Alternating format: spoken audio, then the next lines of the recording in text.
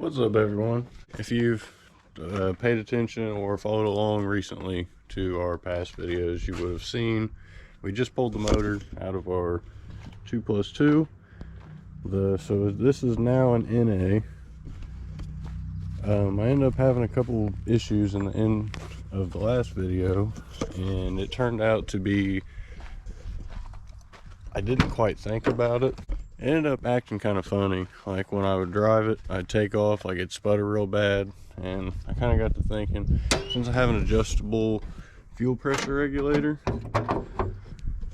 I don't know why it would change from the previous setting, even though it's probably just set for the boost. But I don't really know the terminology or not.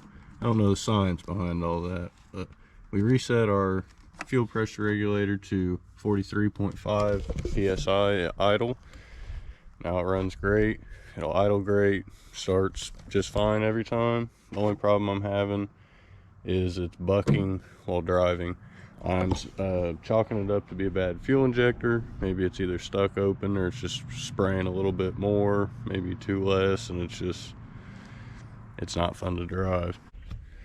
What's up, guys? It's the next day, and good news, we had some mail come in. Not only have we got this,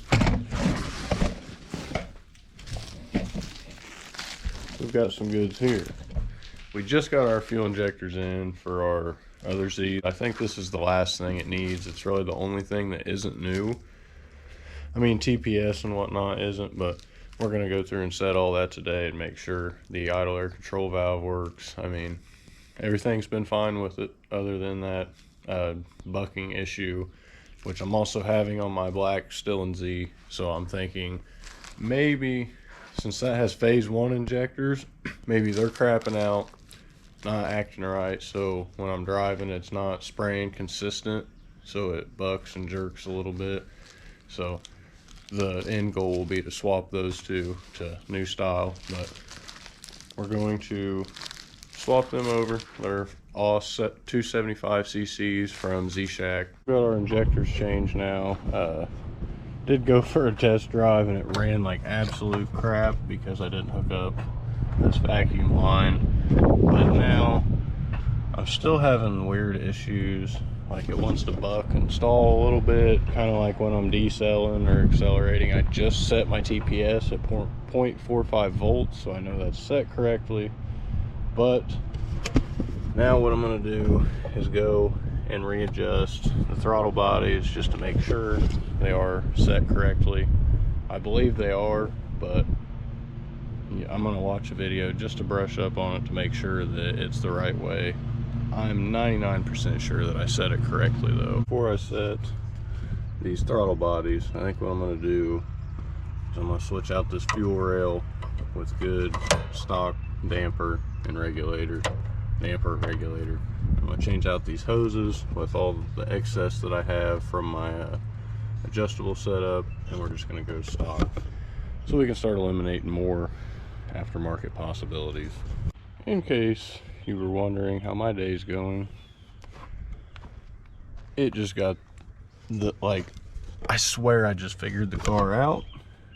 I'm switching my intake plenum so that way I haven't already set like a balanced throttle body system so I can mess with another one when I'm going to put the engine back on. This knock sensor comes loose, breaks off. Now I'm not sure how well you can see it, but we've got a piece of plastic down there on the left intake valve. F me. That's all I gotta say. This totally ruins the rest of the day. Supposed to be going to Chicago tomorrow to drop off some parts, so I'm not even going to be able to get to this for another day. And now I think the only way I can get this, because it's not magnetic, obviously it's plastic, is either I can put RTV on a long stick, put it in there and try to pick it up, or I can get an air compressor to blow it out. And I guess the biggest thing is going to be to pull the chunk out and see if that's the whole piece. If it's not, we really got to get an air compressor and clean this out. Which, if you follow the channel, you know I don't have an air compressor. So, I don't know. I have to see if maybe my dad's portable one that we use for doing flooring will be alright. Because that's really the only resort I have right now. But unless I think of something else by drawing this piece out with a stick and some RTV, we'll catch you guys tomorrow. Good morning, everyone. We're starting our trek up to Chicago this morning. I'm gonna go drop off a few parts to a fellow YouTuber so he can get his project underway. You guys have seen Prisa Mike, his YouTube channel. He crashed a white 240, or it was crashed, and he just went back and rebuilt the thing instead of scrapping it like most of us would. So he's got some pretty sweet content, and we're gonna go help him out with his new Z. This may be one of the most uncomfortable rides I've ever had. I've got this seat over here completely pushed all the way up. I've got a quarter panel laid up in the back, got a drive shaft and a shifter linkage. So I'm gonna start this good old trek over here to the Windy City, and hopefully the roads ain't gonna keep being like that. May have took a wrong turn. It says Mexico's only a half-mile away. Oh, we've got like a whole McLaren over here on a trailer on a U-Haul. I definitely didn't expect to see that. We're definitely in Chicago now. Look at that RB25 Neo sexiness.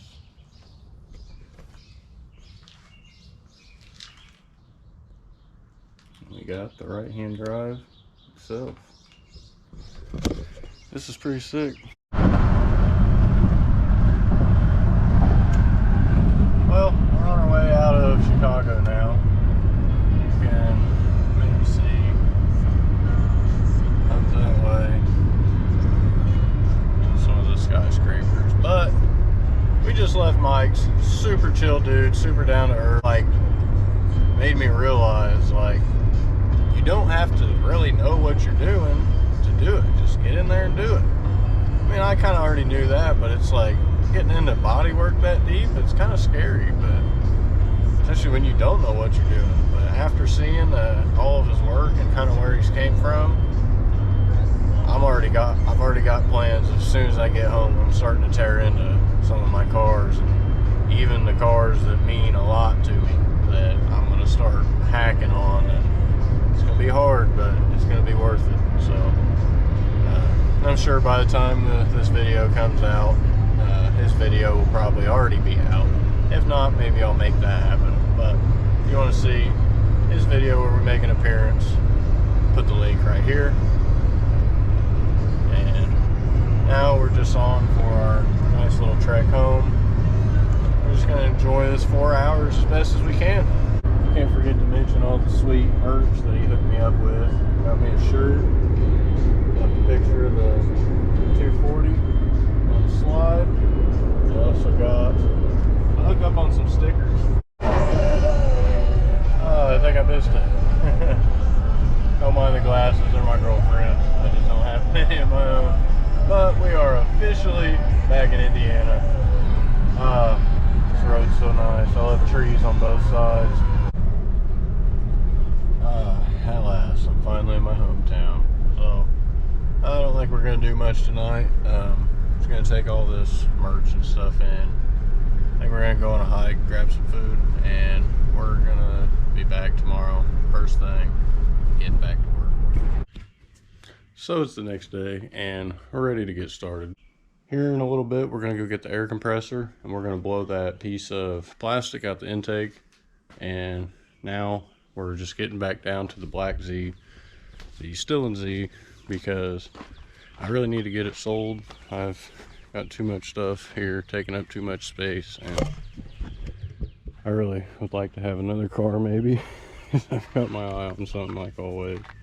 So pretty much what we did, multimeters out because we set our TPS to 0.45 volts, and then we tightened it back up. Be easy on it. What we're doing now is we're setting timing. I just went and got a paint marker. Now what I'm going to do is take this pipe off so I can reach down here where I got the crank pulley marked, so I can mark the top dead center mark, and then we can go from ensuring our car's timed from there. I haven't done any of it. I actually, when I did all this, I took the cast bracket off with the cast and I just lined it back up when I bolted it back on. I don't believe that will save you from having to retime it, regardless of what I may have thought. Just in the time being, it obviously was good enough to drive it and move it around, but now we're actually going to get to setting it. I'm not so sure how easily you guys will be able to see it.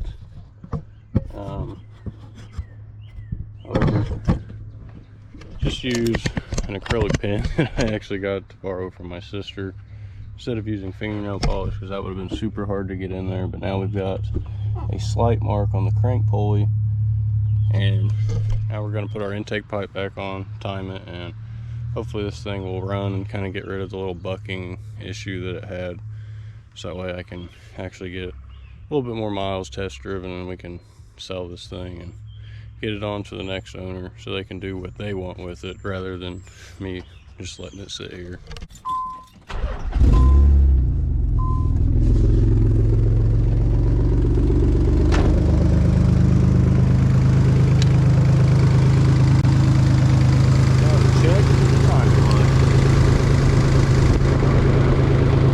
Definitely see it way better, and it's definitely not red.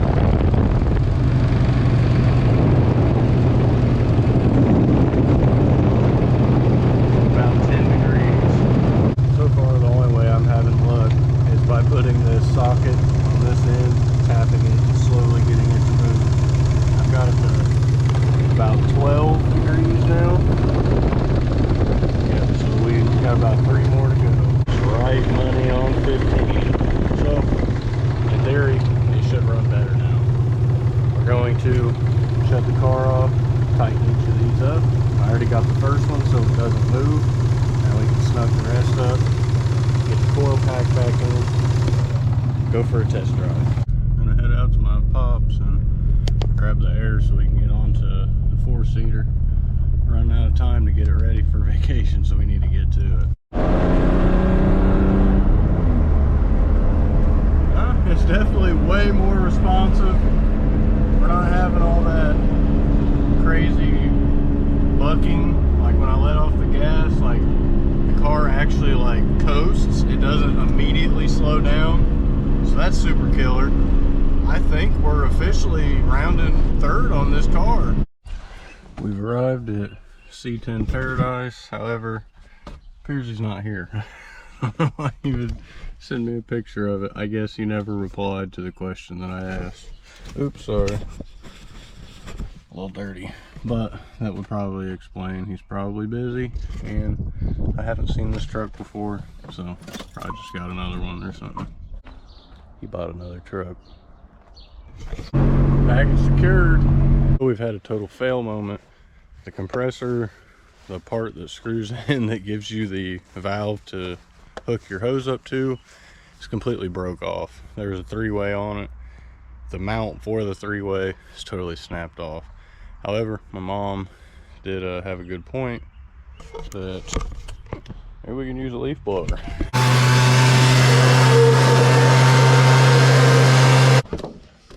It's like, man, such a pain.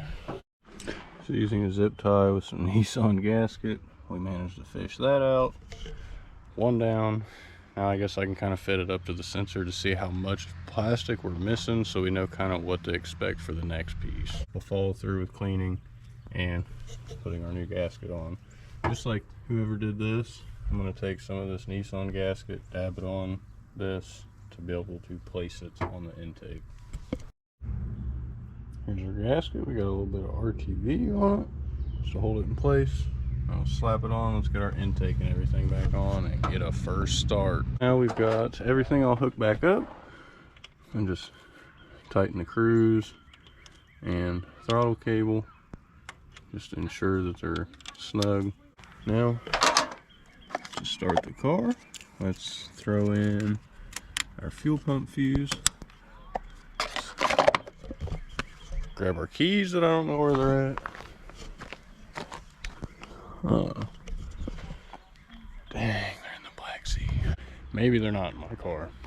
Maybe I lost my keys. Who knows? Let's hope they're still accessible. Whoa, whoa, whoa. Would you look at that? I'm so stupid. 2 trips for nothing. Key acquired. Wow, that looked kind of bent. What the? Start the prototype. Yeah, prototype, alright. Fuel pump fuse is fresh in. Go prime a little bit. On the trip.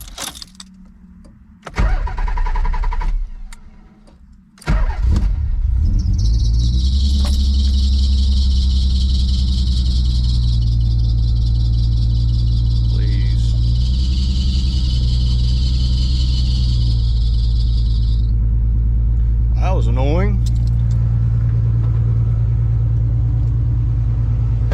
At least the engine's not trashed from the garbage in the valve. I was very nervous about that, but now we know that only one piece of plastic fell.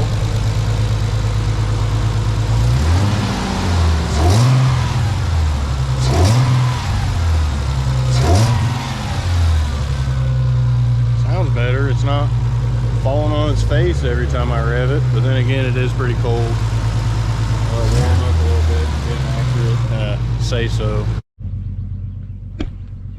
And good morning. It's the next morning. Pretty much just started the Z. We didn't end up taking it yesterday. I was going to test drive it, take it to Texas Roadhouse when we went to eat. However, when I was backing up the driveway, it had that weird kind of hesitation, or I don't know, kind of. It's weird. It's almost like kind of how like a 6-puck clutch makes your rear end feel, how it like bounces back and forth. When I'm slowly letting out of the clutch, that's kind of how it is. Like the car dies out a little bit. So what we're gonna do, got our timing light. We had a timing light. That totally didn't work out. What we're gonna do is we're gonna set it all up, get our coil and spark plug. Where is it? Over here somewhere. And we're gonna test and reset our timing. Since we've done everything since we set timing originally, I believe there's a possibility it could have changed a little bit, or maybe the car wasn't fully up to temperature. But we're going to make sure, because we have our digital coolant gauge or temp gauge, so we know about what we're running. I wasn't satisfied with how I did the video the other day, so I just took a paint marker. We marked on both sides of the indent on the crank pulley. So the idle's right at 800-900. It'll even out about 9. But whenever I like actually press the gas, like it drops a little. So I'm hoping this is because of timing being off. Maybe it's just being a little too froggy. But sitting here at 122 degrees, 160. I'd say about 170. 165, 170 is a good idling temp. I've got an upgraded radiator, sorry. I don't know why I said that. Doesn't mean it's going to cool the best going down the road, because I don't have a fan shroud on it. However, that will be adapted at some point when I know I can make it work. I know you can, but I just don't want to damage a good fan shroud trying right now. So, and especially since the swap won't be in there too long. It's up to 10. We're reading about 15 still. I'll slowly tune it ever so slightly. It may be a half a degree off. However, our next step in diagnosing is going to be hooking up this fuel pressure test, and we'll hook it up in between the fuel filter and the ram, because that's where you'll see your actual pressure. Next plan of attack is going to be, we're going to hit it with the compression test. We're going to make sure we got compression in all the cylinders, make sure that they're within spec and like close to each other. I don't think there's supposed to be like a 10% difference. It may be like 10 psi between the highest and the lowest cylinder. So we're going to go through and check that. Not sure why our fuel pressure is creeping back up, but get the fuel fuse out. And just bleed that off real quick, maybe from the heat. Yeah, just the heat on the lines warming the fuel up. So Gonna pull the spark plugs out. We're gonna do each of these and kind of see where we're at. So far, every test has came back at 150 psi, at least very, very close, all within 5 psi, so that's good. That just still means that we have a problem. I don't know, hopefully at this point I'm thinking it's going to be something to do with the throttle bodies being synced together. I still just kind of got to figure out exactly how to do that. I've read one thing about it and it wasn't very easy to follow. So hopefully today is the last day of us walking around scratching our heads. It's funny, I just scratch my head as I say that. I think we're just going to call this good. More or less, I'm going to pull the brake lines back. I may disconnect them. We'll clean them all up. Just clean a few lines, maybe use like a wire wheel or brush to get the overspray off, since we did kind of just match the previous owner's work and cover the rest of everything else. So that being said, I think this is done. So next video, this will probably be what we are focusing on. A couple things I'd like to do to the motor first. I'm going to reseal a few things. Just I see some questionable crust, so to speak, and don't want to really chance it, throw it in and have oil leaks or anything at the track, so I'm not that guy. But today what we're going to do to try to further figure out our problem, we've got another ECU here that we're going to switch out, because as you can see, this one has definitely been wet and is not in the best of condition. So we're going to swap that out, see if that helps. If that's not it, I'm kind of beginning to think potentially there's a pinched O-ring. I'm really not too confident on that being the issue, but something is very strange that's going on here. We also got recommended to change our fuel pump, so we're going to switch out the actual sending unit with another good one, so that way we should be able to sort that out at least. Hopefully it's in between one of these two issues, because really it's the last guess that I got. Even when I consulted the group, after checking everything else, is pretty much where we're at. Not entirely sure what just happened, but since we put the new computer in, the car's running way better. It's not sputtering, kicking, bucking while it's driving down the road. I can like just let the clutch out and take off in the car. I couldn't do that before. However, I did just notice when I was giving it a little bit of gas, I seen smoke coming out from behind my radio. So we're just gonna put it home. Kind of what I'm hoping. Maybe just some of my weird wiring for all of this stuff that's spliced together somehow maybe smoking, but I'm hoping that it may just be the exhaust or something coming out through the shifter plate. So we're gonna head back and see. But it is kind of doing the bucking thing while we're driving. Not too bad. We just went ahead and threw our other fuel pump in.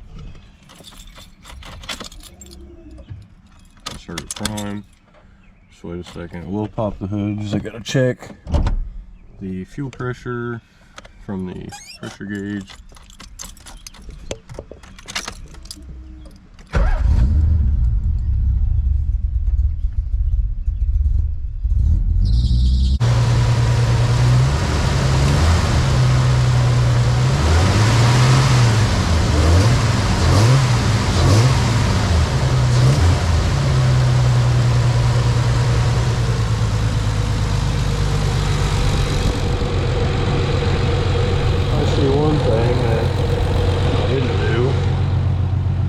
Tighten the hose clamp, but even still, that's not going to affect anything because it's not leaking.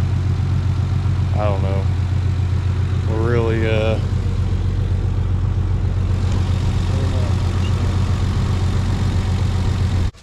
well, so far we're getting skunked out here. Ain't finding no mushrooms. A little random update of the day. Me and the old dog are out here checking the woods. And even though we just got a ton of rain, super dry. I think this season might be a wrap, even though kind of hasn't started. The weather is really just not permitting. We're not getting rain when we need it, and when we do get rain, it's not warm. You're not happy about that, are you, Tana? You happy about no mushrooms? Alright, so we're back at the cars. We've got the black and our 4-seater up here.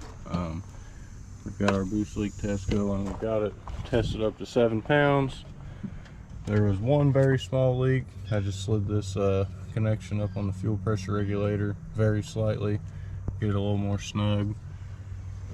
Other than that, I'm not hearing a single peep out of anything here. I can just hear my slow leak out this valve. So since this is all good, I think pretty much what I'm going to do today, just verify timing once it's all warmed up, and if that's good, I think it may be time to clean it up and post it for sale. Just kind of get done with it. So now we're going to take our intake filter and stuff off over here, our T at least. We're not going to take our MAF off. Just pull this off, put the other T on with the boost leak tester, and we're going to test this out. Should be all good, but this will tell us 100% for sure if we have any intake leaks whatsoever. Tester's hooked up. You got to check this out before I go on. This had no end crimped on. This was on a unit that broke off, if you remember. So I grabbed a hose that was cut, has no connect. So I just jammed it in there, and we're using it so we don't have to drive another 20 minutes out to go grab it. Fingers crossed, hopefully we got some leaks, because if not, I'm really pulling my hair at this thing.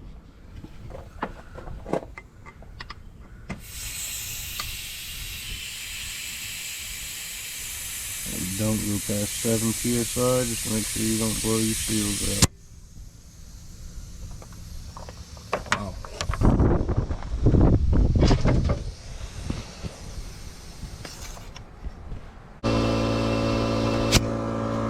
Now we gotta wait for that to shut off so we can actually hear. I can't believe it was the gas cap that was leaking, not the gas cap, the oil fill cap that was leaking.